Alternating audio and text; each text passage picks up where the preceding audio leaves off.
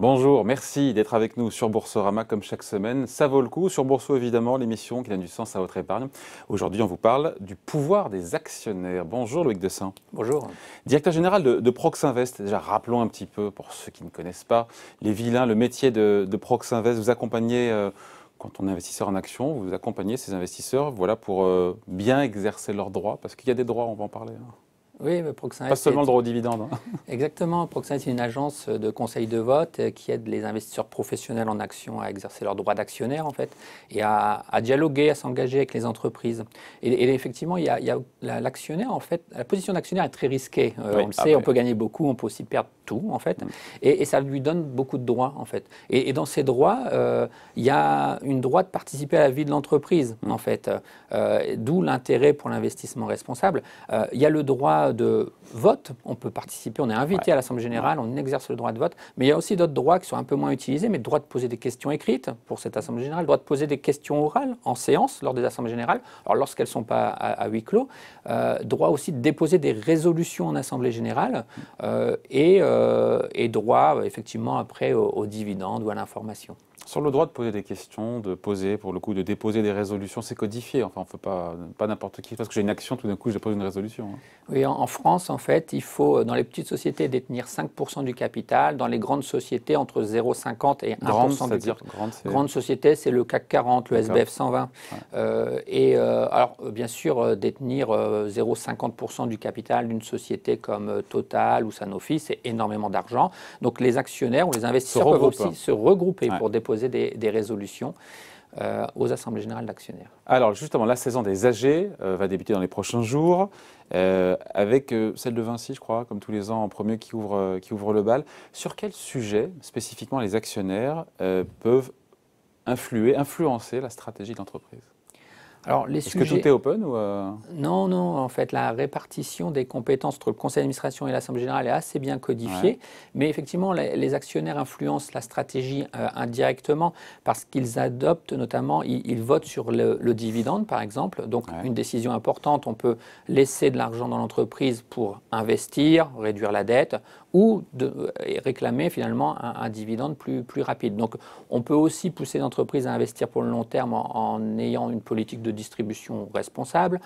Les actionnaires nomment les administrateurs, donc en fonction effectivement des compétences qu'ils recherchent, on peut influencer la stratégie. Et s'ils sont en désaccord avec le conseil d'administration ou la direction, ils peuvent aussi changer le conseil d'administration, révoquer des membres, nommer de nouveaux administrateurs. C'est fréquent ça ?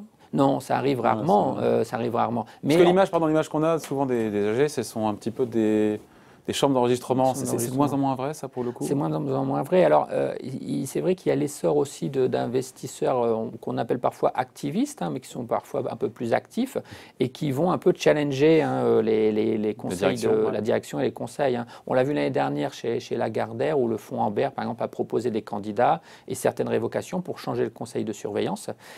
Et indirectement, en s'intéressant à la composition du conseil, effectivement, on met un peu de pression. Et on peut influencer un peu la stratégie de l'entreprise. Donc l'actionnaire peut mettre aussi à l'ordre du jour, encore une fois, au-delà de ce qui est prévu, à savoir évidemment les dividendes, la rémunération des dirigeants, peut mettre à l'ordre du jour certains sujets, on l'a dit, c'est important ça pour le coup. Oui. Alors, notamment le climat, parce qu'on va y venir avec le climat. Oui, le droit de résolution, de déposer des résolutions externes à l'Assemblée générale est de plus en plus utilisé, en fait. Alors pas qu'en France, mais en Europe, aux États-Unis. Aux États-Unis, c'est très simple, beaucoup plus simple qu'en France, il suffit de $2000. En France, par exemple, l'année dernière, 11 investisseurs se sont regroupés pour déposer une résolution sur la stratégie climat de Total, par exemple, l'alignement de la stratégie climat de Total avec les accords de Paris. Et cette résolution a pu être soumise au vote des actionnaires. Et en fait, ça a généré beaucoup de dialogue entre Total et ses actionnaires, les investisseurs. Finalement, Total a adopté une nouvelle stratégie climat, plus ambitieuse. Donc vous voyez, il y a quand même un effet assez positif. Ouais. Donc même si les résolutions ne passent pas, elle peut influencer quelque part la stratégie indirectement dans un second temps. Parce que les entreprises cherchent à avoir les scores les plus élevés possibles et donc sont à l'écoute finalement de leurs investisseurs, des actionnaires, et y compris sur le climat. Vous avez cité l'Assemblée générale de Vinci, ce n'est pas une résolution externe, mais l'année dernière, il y avait un projet par un fonds d'investissement. Cette année, Vinci le met à l'ordre du jour, Vinci demandera le 8 avril l'avis consultatif de ses actionnaires sur son plan de transformation environnementale. Donc vous voyez, le climat rentre dans l'ordre du jour des assemblées générales et permet aux actionnaires de s'exprimer, de donner leur point de vue. Il y a de plus en plus, pour le coup, Loïc Dessin, de résolutions climat qui n'émanent pas seulement, encore une fois, là comme chez Vinci, de la direction, du conseil d'administration qui propose une résolution, mais qui viennent de l'extérieur. Il y en a de plus en plus. Tout à fait, il y en a de plus en plus. Alors je vous ai cité... Vu comme des sujets qui fâchent ou pas d'ailleurs, quand ça arrive? Oui, plutôt. À court terme, en fait, la direction de l'entreprise préfère gérer elle-même ce genre d'enjeux et voilà, n'apprécie pas forcément que les actionnaires viennent proposer. À elle de prendre les devants, comme Vinci. À elle de prendre les devants. Alors Vinci prend les devants, mais vous voyez, cette année... Enfin, c'est consultatif, c'est consultatif. Mais il y aura des résolutions chez Unilever, en fait, déposées par les actionnaires. Il y aura une résolution chez HSBC, où des investisseurs challenge la politique de financement dans les énergies fossiles d'HSBC. Il y en a aussi aux États-Unis, il y en aura aussi chez AENA, qui est une société aéroportuaire espagnole. Donc, en fait, ça se développe beaucoup. Et alors, pas seulement, en fait, pas seulement l'environnement, hein, mais même le social rentre dans le cœur des assemblées générales. La loi Social, Pacte, c'est rémunération, non? Pas seulement. indirectement via la rémunération, la loi Pacte, en fait, par exemple, a introduit la communication d'un ratio d'équité.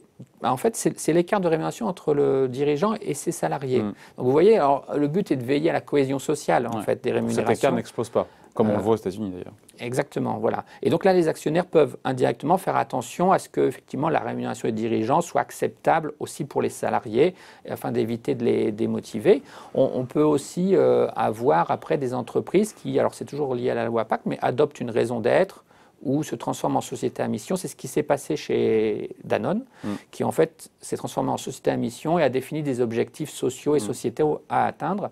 Et bien sûr, il faut l'accord des actionnaires. C'est-à-dire qu'une entreprise cherche le profit, c'est classique, courant, qu'elle s'ajoute des objectifs sociaux ou sociétaux, effectivement, il faut que les actionnaires l'acceptent et donc il faut le demander. C'est assez fréquent, ça, ce type de résolution? C'est très nouveau, en fait, parce que la loi Pacte est récente. Pour le moment, on a 2 sociétés françaises qui ont adopté ce statut de société à mission. Donc Danone. Beaucoup, Danone et une petite entreprise qui s'appelle Frey, et beaucoup d'autres entreprises ont adopté une raison d'être. Frey, je crois que c'est l'immobilier commercial, c'est ça en extérieur, non? C'est pas ces centres commerciaux à l'air libre? Je crois que c'est ça. Ça doit être ça, oui. Ouais. Ah, oui. Pas la même taille, pour le coup. Ouais, voilà. Et alors, la raison d'être, effectivement, les entreprises cherchent à adopter une raison d'être, alors aussi pour donner du sens, en fait, pas seulement aux actionnaires, mais aussi à leurs collaborateurs, à leurs clients, en fait. Donc, donner du sens, finalement, à l'entreprise, ça aide les investisseurs à donner du sens à leurs investissements. Après, sur la raison d'être, il faut voir comment c'est mis en œuvre. Après, encore une fois, 2 sociétés cotées, ça reste encore une fois quelque chose d'assez balbutiant, mais peut-être au début de quelque chose. Puisqu'on parle des foncières, évidemment, je ne dis pas que c'est un cas d'école, mais quand on voit ce qui s'est passé chez Unibail fin 2020, on se dit que la démocratie actionnariale a, pour le coup, à jouer, en tout cas à trouver ou retrouver tous ses droits, puisque pour le coup, les actionnaires ont renversé la direction. Oui, tout à fait. Alors la démocratie actionnariale est pleine et entière en France. Les actionnaires ont beaucoup de droits. Et Christophe Cuvillier, qu'on voit là derrière vous, en a payé... a perdu son poste, effectivement. Donc chez Unibail, on a un nouveau président du conseil de surveillance, Léon Bressler. On a des nouveaux membres du conseil de surveillance, dont Xavier Niel, et qui est actionnaire important dans l'entreprise, et un nouveau directoire, effectivement. Donc ça nous rappelle bien que, effectivement, c'est l'Assemblée générale des actionnaires, donc les actionnaires qui nomment le conseil de surveillance.